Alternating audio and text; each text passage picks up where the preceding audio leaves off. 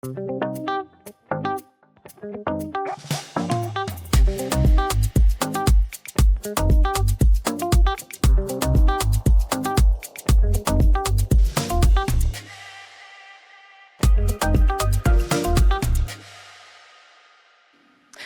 je vais quand même préciser, tu vois, il y a des phrases comme « je n'y arrive pas », c'est difficile à dire, parce que ça montre un petit peu la vulnérabilité, ça montre un petit peu sa faiblesse, et ça, dans le monde du travail, c'est compliqué.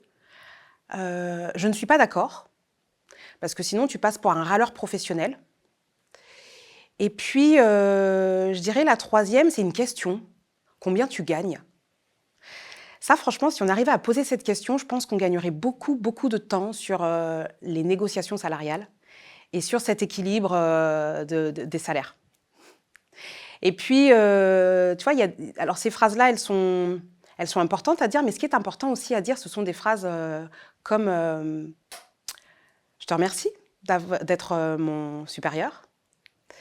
Je suis contente de travailler avec toi. Et j'aime la manière dont tu organises le travail. Ça, ce sont des phrases aussi qu'on n'a pas l'habitude de dire, et pourtant elles font un bien fou. Et ça me fait penser en fait au sujet de la reconnaissance au travail, qu'on ne sait pas utiliser ou qu'on n'utilise pas assez. Et pourtant, c'est un levier énorme de bien-être au travail, de reconnaître la personne avec laquelle on travaille, de reconnaître la manière dont le travail a été fait, de dire à un collègue, écoute, je te remercie parce que sur cette réunion, quand tu es intervenu, c'était hyper pertinent et ça a permis de mettre en valeur mon propos. Ça n'a pas de prix.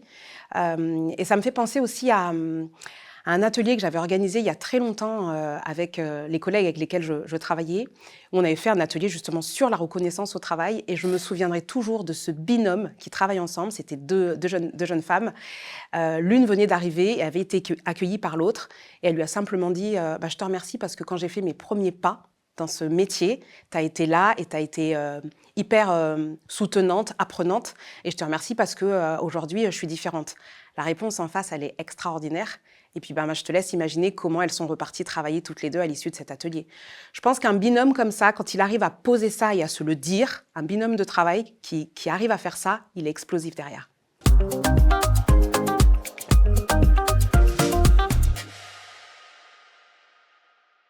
C'est les trois réponses en même temps. Et je pense que, en fait, finalement, on se tait au travail parce que l'organisation du travail ne permet pas, en fait, ces temps-là. Il n'y a pas parfois même l'espace pour le faire, donc un espace suffisamment propice à ça. Il n'y a pas le temps pour le faire. À qui tu vas dire je n'y arrive pas ? À quel moment tu vas le dire ? Tu vas le faire entre deux réunions ?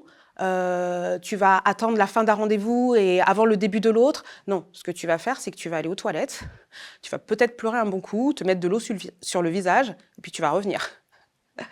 Et puis, tu vas poursuivre avec ton rendez-vous. Et donc, voilà, je pense vraiment que c'est la manière dont le travail est organisé qui ne permet pas, en fait, des espaces suffisamment safe pour pouvoir déposer ce qu'on a à dire.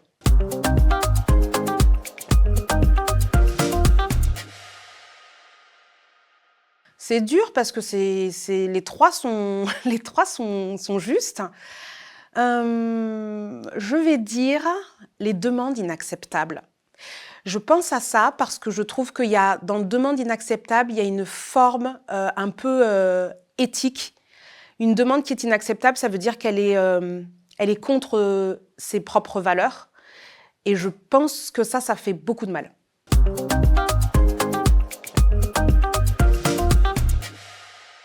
Je crois que le plus simple, c'est d'aller lui demander en direct. Parce que sinon, en fait, si on répond à sa place ou si on pense qu'il est débordé parce que, on a déjà tout faux.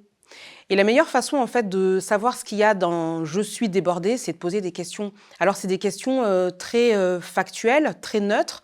Est-ce que tu te sens débordé ou est-ce que tu es débordé? Ce qui n'est pas tout à fait la même chose. Il y a une histoire de perception, il y a une histoire d'état. Est-ce que c'est lié à quelque chose de particulier aujourd'hui? Est-ce que c'est sur un dossier? Est-ce que c'est sur quelle situation de travail fait que tu te sens débordé? Est-ce que c'est régulier? Depuis quand ça date? Est-ce que c'est depuis le mois de janvier ou c'est depuis hier? Enfin voilà, vraiment poser des questions très concrètes liées au fait de se sentir débordé. parce que derrière cette notion, en fait, c'est l'idée de surcharge de travail. Et la surcharge de travail, en fait, ça se régule. Encore faut-il pouvoir l'exprimer. Et voilà, c'est vrai que souvent, on a l'habitude d'entendre cette phrase et de dire « Non, mais t'inquiète, ça va aller.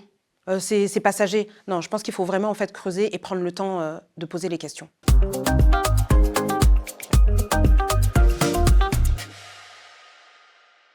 Ah, Gérard. Gérard, c'est un mec, un matin, il s'est levé, il s'est dit « Allez, c'est bon, j'y vais, je suis prêt. » Il a pris son courage à 4 mains quand même. Hein. Je vais aller discuter avec Sandrine. Sandrine, c'est son manager. Et donc, il arrive, trop motivé, à bloc. Et là, il se fait mais jeter, mais complet. Hein. Sandrine, elle n'a pas le temps.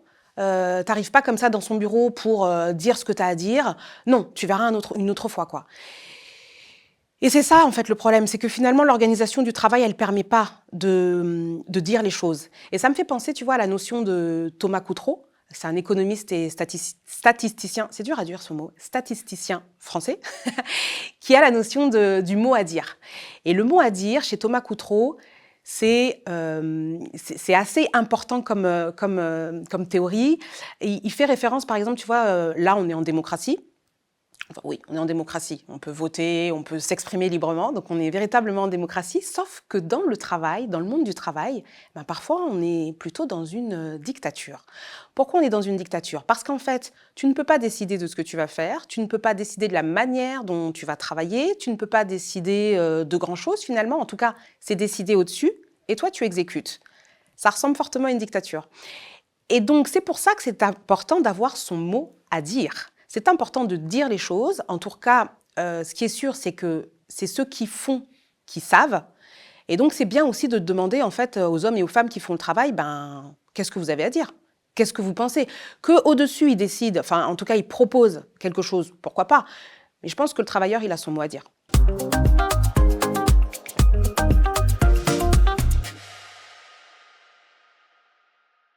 Un espace de discussion sur le travail.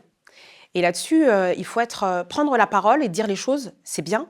Mais par contre, un espace de discussion, c'est pas un défouloir. C'est pas un lieu où on critique et où on dit « Ah, j'aime pas, c'est nul, c'est chiant, c'est trop dur, machin ». Non, ça n'intéresse personne et puis ça ne fait avancer en fait aucunement le sujet. L'espace de discussion, c'est quelque chose de structuré, de rigoureux, où il faut effectivement avoir un ordre du jour, prévenir en amont, de l'heure de ce moment, de la durée du moment et de dire exactement ce qui va s'y passer, quelles sont les personnes présentes. Et une fois que cet ordre du jour est fixé, et là c'est pareil, hein, c'est très précis, hein, ça peut être, venez on parle de, qu'est-ce que ça peut être, qu'est-ce qu'un travail de qualité ? C'est quoi pour toi un travail de qualité? Ça peut être aussi, j'ai rencontré ce problème-là et ça m'arrive plusieurs fois, venez on en parle. Et le fait de cadrer ça et de mettre les personnes qui peuvent être décisionnaires des problèmes rencontrés, ça permet d'avancer.